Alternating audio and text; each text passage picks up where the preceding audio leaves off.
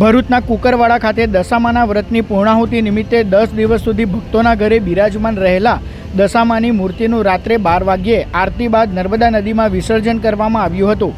કુકરવાડા નર્મદા ઘાટ ખાતે મૂર્તિ વિસર્જન માટે તૈયારીઓ કરવામાં આવી હતી।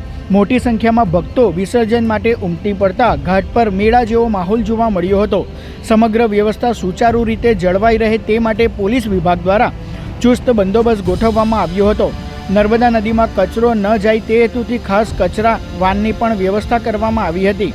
સામાજિક સંસ્થાઓ દ્વારા પર્યાવરણની જાળવણીને ધ્યાનમાં રાખીને માત્ર દશામાની મૂર્તિનું જ નર્મદા નદીમાં વિસર્જન કરવામાં આવ્યું હતું। વિસર્જન માટે આવેલા ભક્તો માટે સેવાભાવી સંસ્થાઓ દ્વારા ચા, નાસ્તો અને ફરાળની વ્યવસ્થા પણ કરવામાં આવી હતી।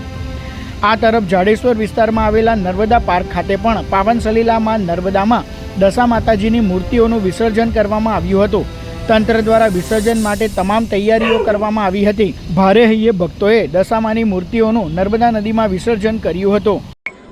આજે જાડેશ્વર નર્મદા ગાર્ડનના ઘાટ ખાતે દશામાની મૂર્તિનું વિસર્જનનું આયોજન વીએનપી ફાઉન્ડેશન અને જાડેશ્વર ગ્રામ પંચાયતના સંયુક્ત પ્રયાસથી થયું હતું, જેમાં અત્યારે હાલ 5 વાગ્યા સુધીને લગભગ 5000થી પણ વધુ દશામાની નાની મોટી પ્રતિમાઓનું વિસર્જન થઈ ચૂક્યું છે।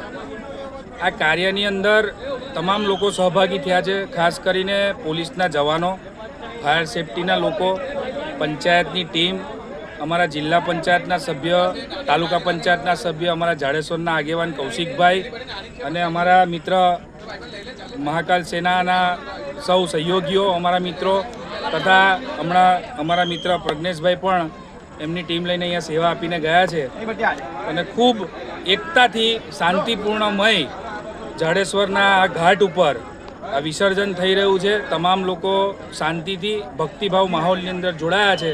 તમામને નમ્ર અપીલ છે કે આવતા વર્ષે જ્યારે પણ આવે તો પૂજાપો જે પણ આપણે 10 દિવસ ભેગો કરેલો હોય, જે પણ ચૂંદડીનો સામાન હોય કે ફૂલ કંઈ પણ સામાન હોય તો આપણે કચરા પેટીમાં નાખી અને મા નર્મદાને દૂષિત ના કરીએ અને બને ત્યાં સુધીના માટીની મૂર્તિ સ્થાપિત કરીએ એવી આ આપના વિડીયોથી માધ્યમથી હું માંગ કરવા માંગુ છું। અસ્તુ, જય માતાજી।